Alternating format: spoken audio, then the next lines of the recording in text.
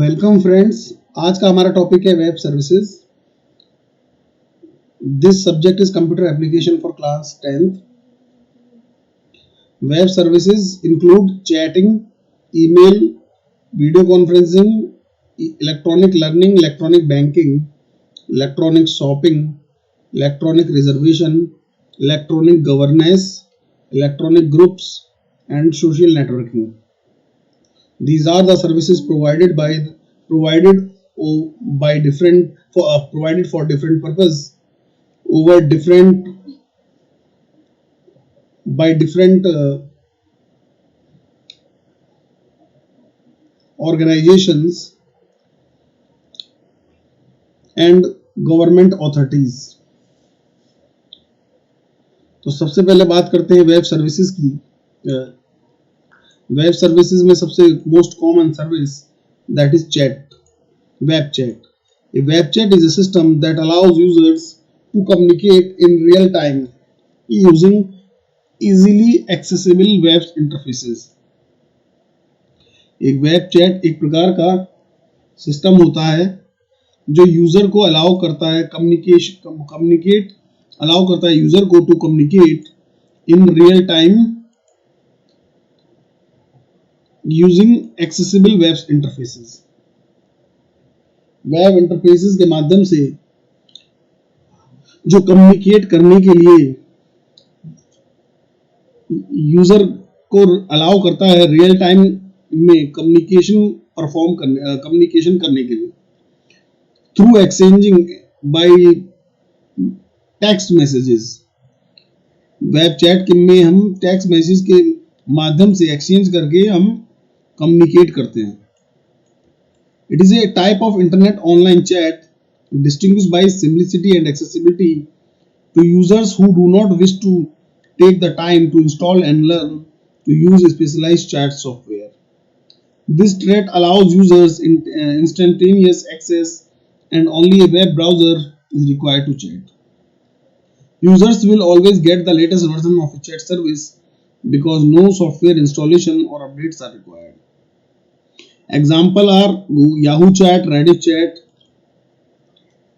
and so on. तो web chat एक प्रकार का सिस्टम होता है जो यूजर को रियल टाइम में टेक्स्ट मैसेज के माध्यम से कम्युनिकेट करने की फैसिलिटी प्रोवाइड करता है। इसके लिए हमें कोई सॉफ्टवेयर इंस्टॉल करने की जरूरत नहीं होती, हमें केवल चैट रूम्स ज्वाइन करने होते हैं और उसके माध्यम से डिफरेंट यूजर्स एक दूसरे से टेक्स्ट मैसेज के थ्रू कम्युनिकेट कर सकते हैं। सबसे ज्यादा पॉपुलर चैट रूम्स आज के जमाने में जब डिफरेंट चैट एप्स यूज होती हैं तो वेब चैट को ज्यादा यूज नहीं किया जाता है, लेकिन पहले 90s के दशक के बाद 95 के दशक के बाद लगभग 2005-6 तक भी इन चैट रूम्स को बहुत ज्यादा यूज किया जाता था, जिसमें याहू चैट और रेडिट चैट बहुत ज्यादा यूज किए जाते थे। अब बात करते हैं ईमेल सर्विस की। Electronic mail is a method of exchanging messages between people using electronic devices. Email first entered limited use in the 1960s, but users could only send to others who use the same computer, and some early email systems even require the author and recipient to both is online at the same time.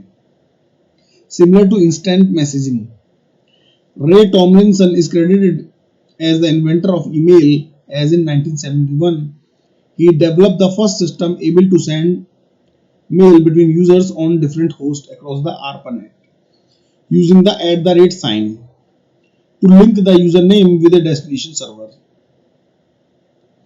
By the mid-90s, this had taken the form now recognized as email. Electronic mail एक प्रकार is also a message exchanging service, but it is not real time message exchanging service. यहाँ पर messages हमारे ये बिल्कुल इसे mail इस service को जो मेल नाम दिया गया है, ये बिल्कुल हमारा पोस्ट, जो हमारे पास पोस्ट आती है पोस्टल डिपार्टमेंट से, उसी की तरह ये सर्विस एक्ट करती है। कोई भी मैसेज भेजा गया होता है वो हमें हमारे इनबॉक्स में डिलीवर होकर के मिल जाता है, और जो मैसेज भेजा जाता है वो हमारे सेंड बॉक्स में सेव हो जाता है। इसकी शुरुआत, आजकल हम बहुत सारे ईमेल सर्विस अवेलेबल हैं, और बिना ईमेल के आज के समय में कोई भी कार्य करना बहुत, इंटरनेट पे कोई भी सर्विस यूज करना, कोई भी एप्लीकेशन यूज करना बहुत ही ज्यादा मुश्किल है। तो ईमेल को सबसे पहले 1960s में यूज किया गया था, लेकिन समय के अनुसार टेक्नोलॉजी बदलती रहती है। इसमें पहले कंप्यूटर्स को सेम कंप्यूटर्स के यूजर एक दूसरे को ईमेल भेज सकते थे। उसके बाद ईमेल सिस्टम्स को और ज्यादा यूजर फ्रेंडली बनाया गया, तो उसके अंदर सेम टाइम पे दोनों को ऑनलाइन होना होता था, तभी लोग एक दूसरे को मेल भेज सकते थे। ईमेल के इन्वेंशन का जो क्रेडिट जाता है वो टॉमलिंसन को जाता है, जिन्होंने 1971 में एक ऐसा सिस्टम डेवलप किया था जहां पर एक होस्ट दूसरे होस्ट को ARPANET के थ्रू @ के माध्यम से हम ARPANET नेटवर्क से जब एक होस्ट दूसरे होस्ट को, यानी टॉमलिंसन को आज जो हम ईमेल सर्विस यूज करते हैं उसका जो क्रेडिट जाता है वो टॉमलिंसन को जाता है, जिसमें एक होस्ट दूसरे होस्ट को रियल टाइम ना होते हुए भी मेल सेंड कर सकता है, और मेल ऑटोमेटिकली उसके इनबॉक्स में डिलीवर हो जाता है, और user can check it by logging into his account.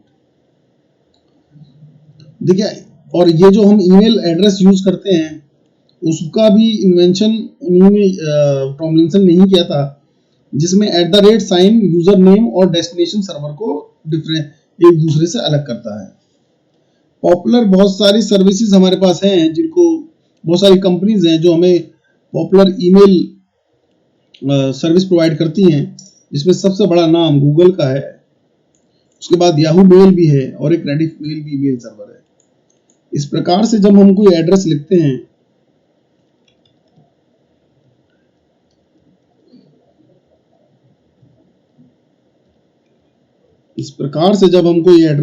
हैं, देखिए ये मेरा बन गया, ये बन गया हमारा यूजर आईडी, जो हमारे यूनिक यूजर को आइडेंटिफाई करता है उस पर्टिकुलर मेल सर्वर पे। और @ के बाद वाला पार्ट हमारे सर्वर को आइडेंटिफाई करता है कि किस सर्वर पे मेल को ड्रॉप किया जाना है। तो मेल सर्विस एक बहुत ही महत्वपूर्ण सर्विस है। इसको कई सिनेरियो में यूज किया जाता है, जब मेल एक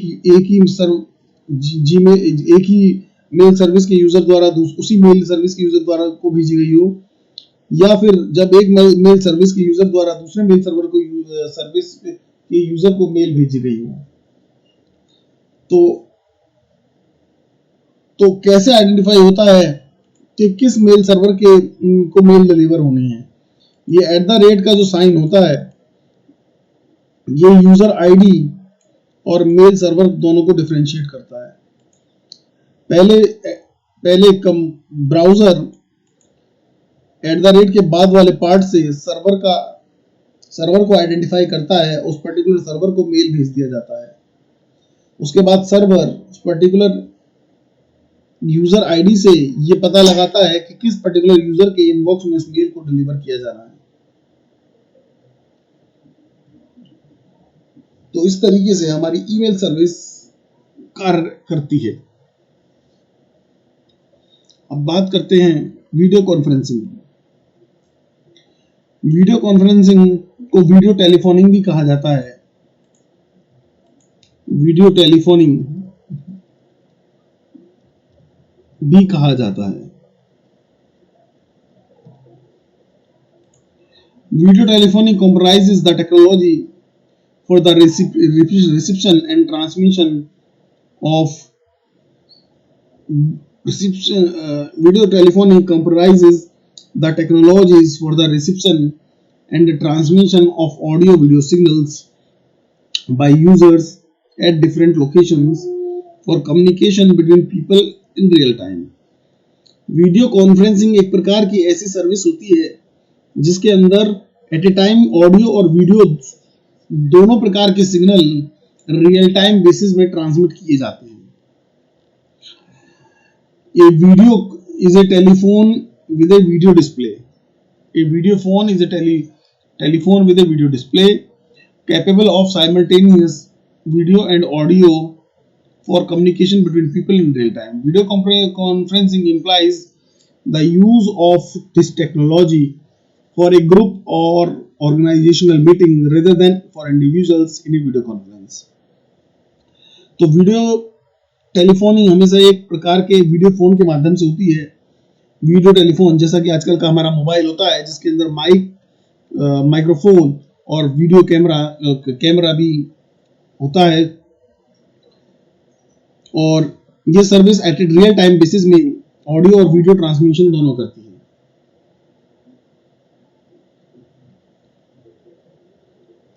वीडियो कॉन्फ्रेंसिंग करने के लिए आज के समय बहुत सारी ऐप अवेलेबल है जिनका इस्तेमाल ई लर्निंग में भी किया जाता है और वीडियो कॉन्फ्रेंसिंग ज्यादातर आपने स्काइप का नाम सुना होगा जिसे बहुत ज्यादा वीडियो कॉन्फ्रेंसिंग के लिए यूज किया जाता है। आज और भी बहुत सारी ऐप अवेलेबल हैं और बहुत इजीली अवेलेबल है जिनके माध्यम से रियल टाइम में वीडियो कॉन्फ्रेंसिंग की जा सकती है। Video conferencing service real time में audio and video data transmit करने में सक्षम होती है। इसी का यूज वर्तमान युग में ई लर्निंग प्लेटफॉर्म में भी किया जाता है। तो आइए अब बात करते हैं ई लर्निंग की। बेसिकली एक e learning system based on formalised teaching but with the help of electronic resources is known as e learning. एक लर्निंग सिस्टम जो फॉर्मलाइज्ड टीचिंग के ऊपर ही आधारित होता है बट इलेक्ट्रॉनिक रिसोर्सेज के माध्यम से, यानी हम जो स्टडी इस समय यहां पर कर रहे हैं it is the part of the electronic learning. Electronic learning में इलेक्ट्रॉनिक माध्यम से रिमोट लोकेशन से दूर होते हुए भी, एक दूसरे से बहुत दूर होते हुए भी हम पढ़ाई कर सकते हैं। इलेक्ट्रॉनिक लर्निंग हमें एक प्लेटफॉर्म देता है जिससे हम इंटरनेट का उपयोग पढ़ाई के लिए कर सकते हैं और इलेक्ट्रॉनिक लर्निंग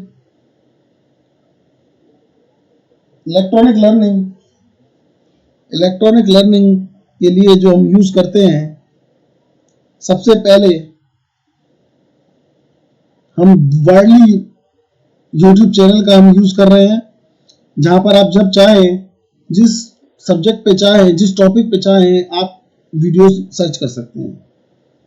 अब लेकिन ये रियल टाइम नहीं होती हैं, इसमें वीडियोस रिकॉर्ड करके अपलोड की जाती हैं लेकिन इन्हें कभी भी देखा जा सकता है। तो इसकी अपनी एडवांटेज और अपनी डिसएडवांटेज है। और कुछ मोबाइल एप्लीकेशंस भी हैं जैसे Google Classroom, Hangouts, Zoom, team link, Cisco WebEx meet, जिनके थ्रू रियल टाइम पे लेक्चर लिए जा सकते हैं।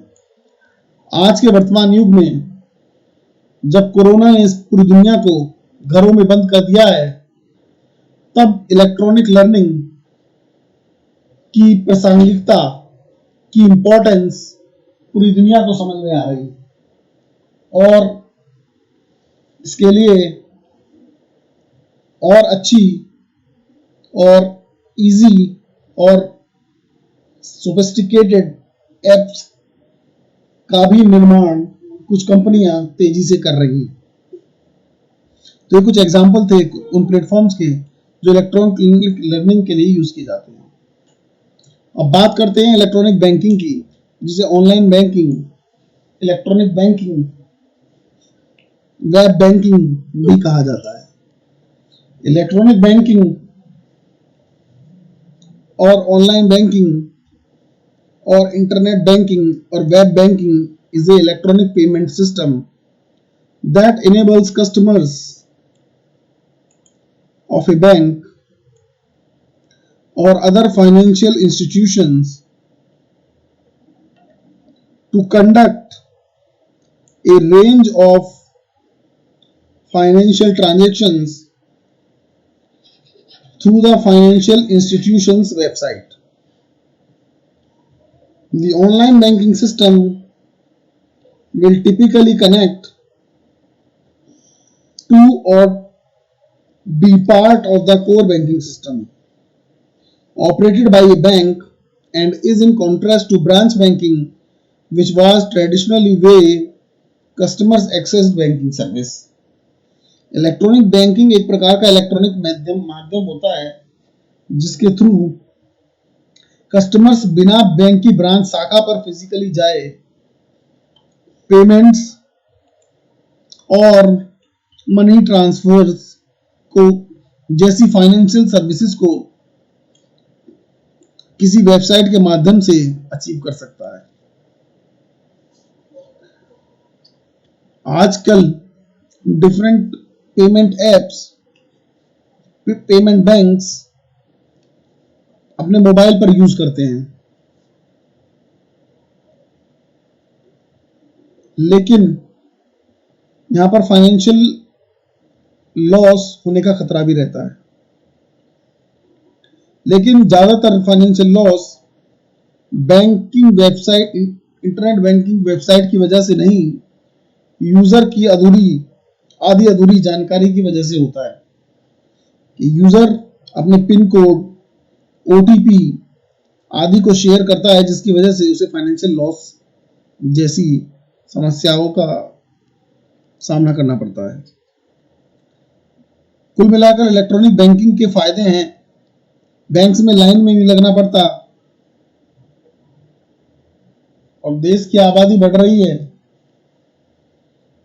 तो इस समय इलेक्ट्रॉनिक बैंकिंग ही समय और समय के एक साथ तेजी से इलेक्ट्रॉनिक पेमेंट समय के साथ तेजी से पेमेंट करने का एक आसान तरीका है। इलेक्ट्रॉनिक बैंकिंग का एग्जांपल हमारा नेट बैंकिंग होती है, जिसमें हम वेबसाइट के माध्यम से मनी फंड ट्रांसफर करते हैं, और यूपीआई पेमेंट जिसमें हम भीम ऐप और दूसरी पेमेंट एप्स का यूज करते हैं। इसके और भी एग्जांपल हैं, और भी सर्विस हैं, लेकिन ये दोनों सर्विस बहुत वाइडली यूज की जाती हैं। कुछ पेमेंट बैंक्स भी हैं, वो भी यूपीआई के तरह ही बैंकिंग सर्विस प्रोवाइड करते हैं।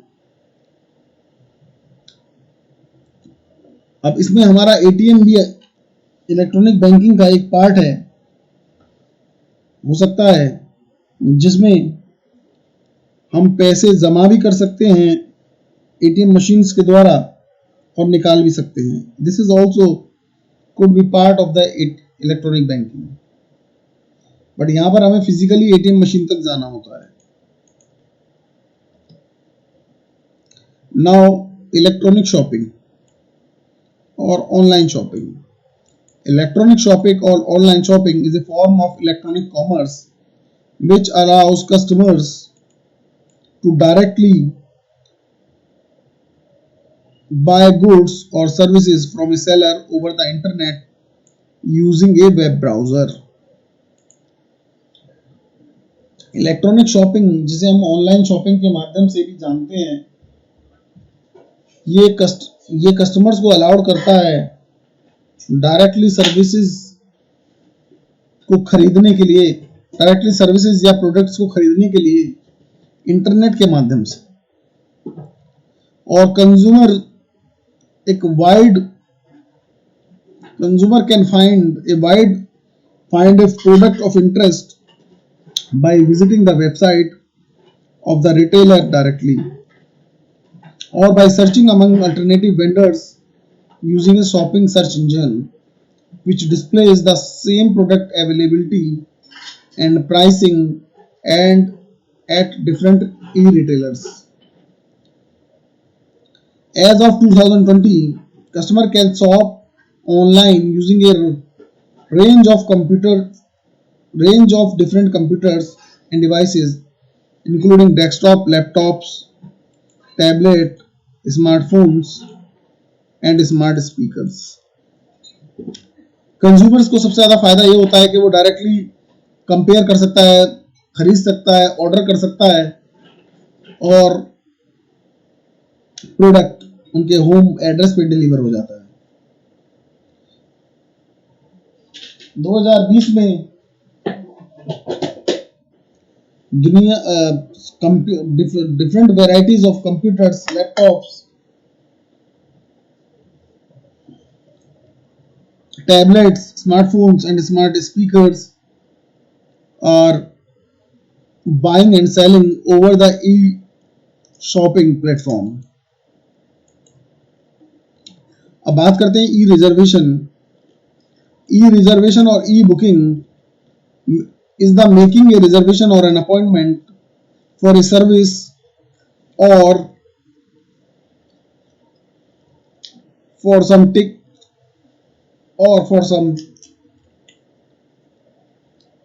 travel by the internet, that is e-reservation.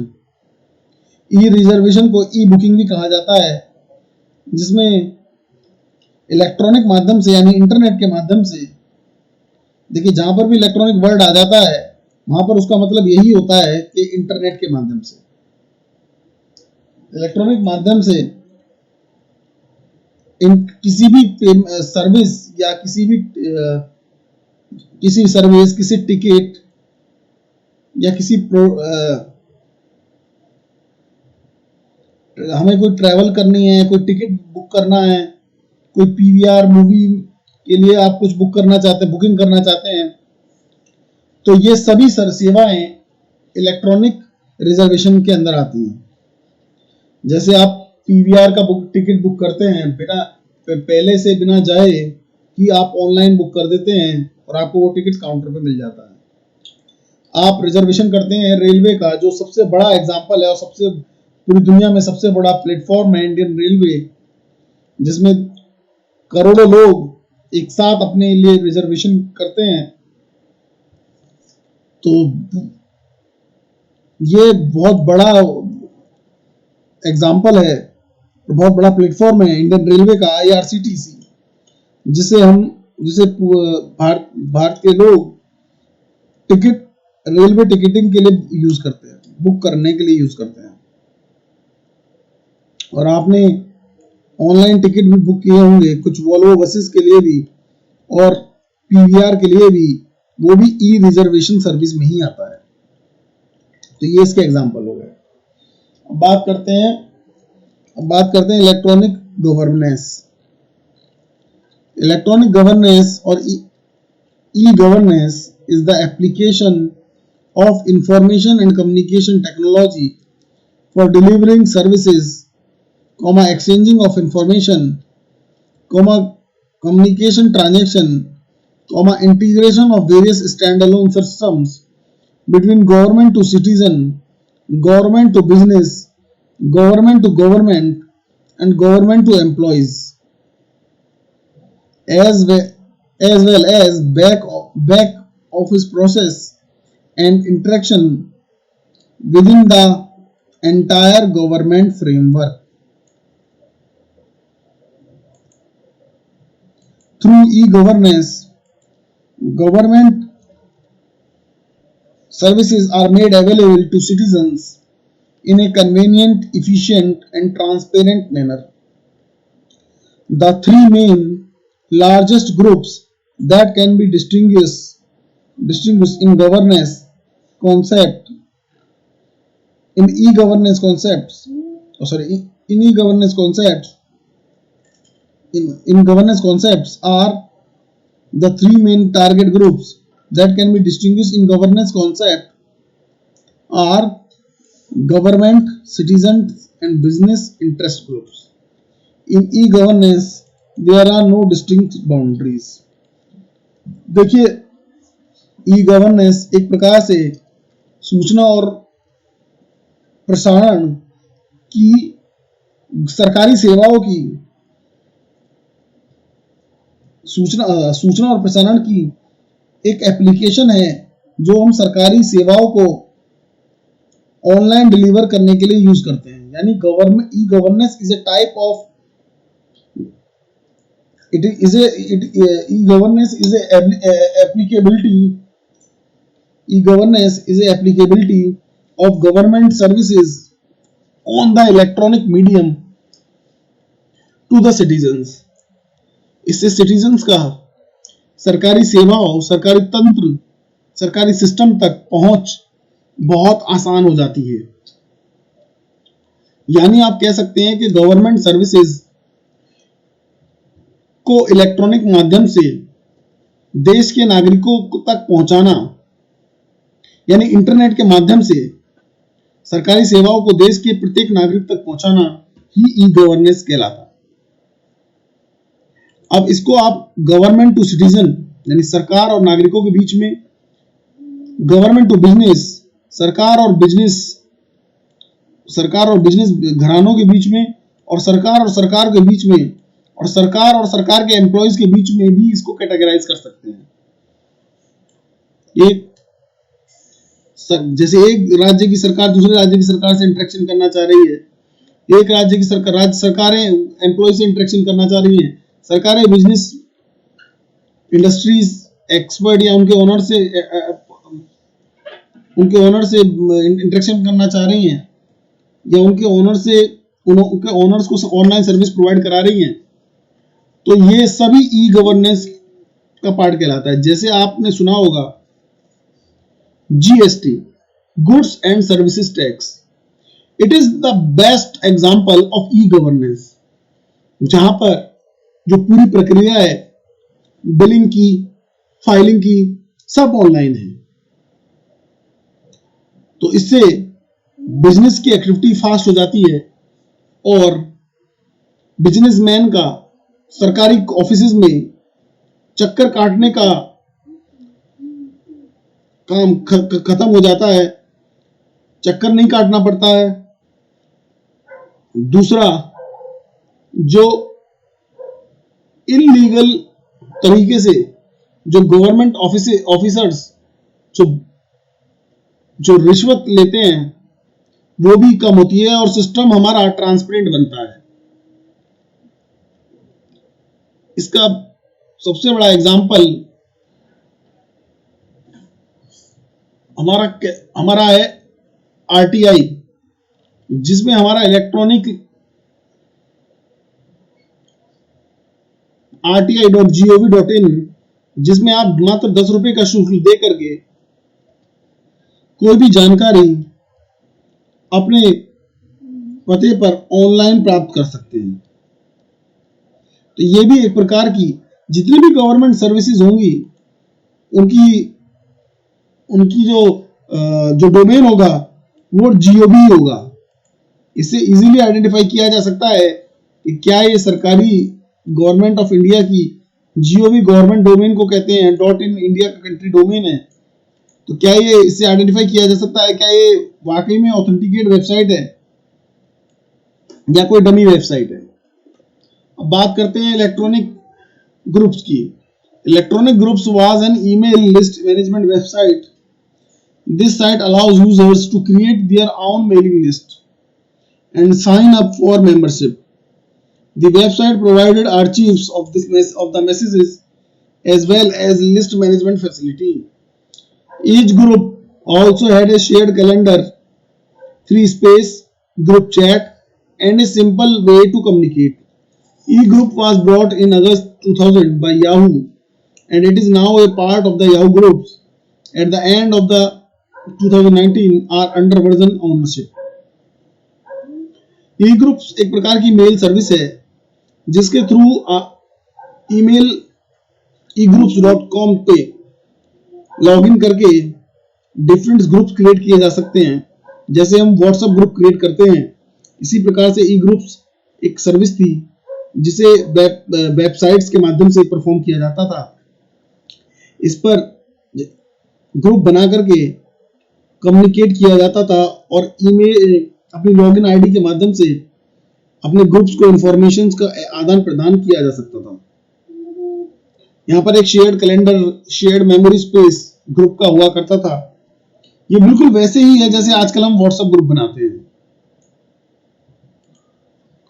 आप कह सकते हैं WhatsApp groups are also the example of e groups. जो आप व्हाट्सएप पे ग्रुप बनाते हैं वो भी आपका एग्जाम्पल हो सकता है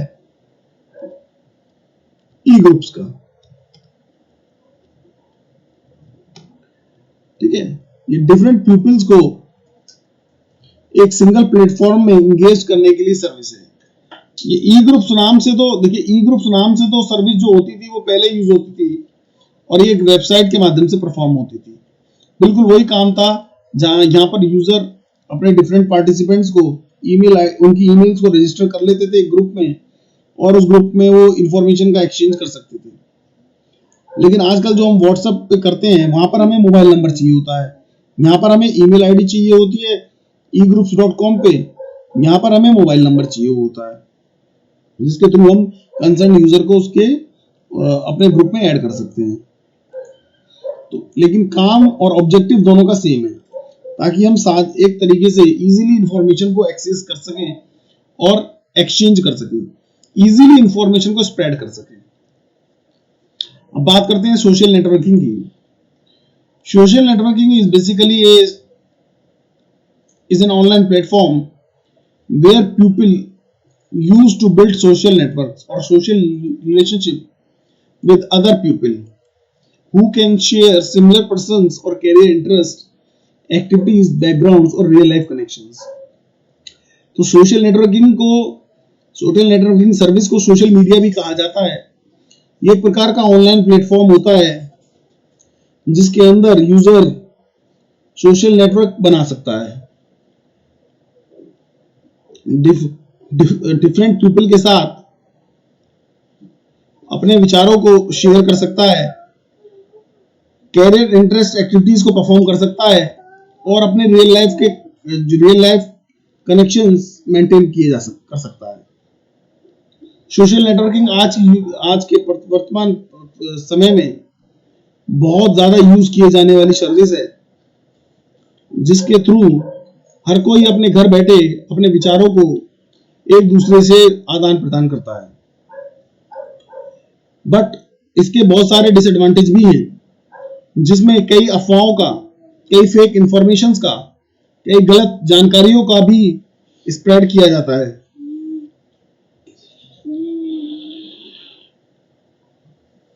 तो ये आज के लिए एक बहुत बड़ा चैलेंज है कि कैसे सोशल नेटवर्किंग, और ये रिसर्च का विषय है, कैसे सोशल नेटवर्किंग वेबसाइट्स पे गलत और फेक इंफॉर्मेशन को फैलने से रोका जाए। तो social networking service very in format and the number of features they can incorporate in range of new information and communication tools operating on desktop and on laptops, on mobile devices such as tablet and computer phones। तो social networking कई प्रकार की services में आजकल available है, app भी बनी हुई है, वो इनकी ऐप भी आती हैं, एप्स भी आती हैं और ये डिफरेंट वैरायटी ऑफ डिवाइसेस पे यूज की जा सकती हैं। इसके एग्जांपल अगर आप देखें तो सबसे पहला नाम आपके दिमाग में आएगा फेसबुक, फिर Twitter, linked in,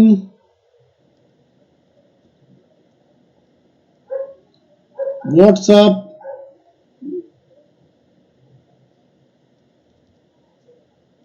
and much more. ये था हमारा आज का विषय। एक बार मैं नोट्स आपको फिर से दिखा देता हूं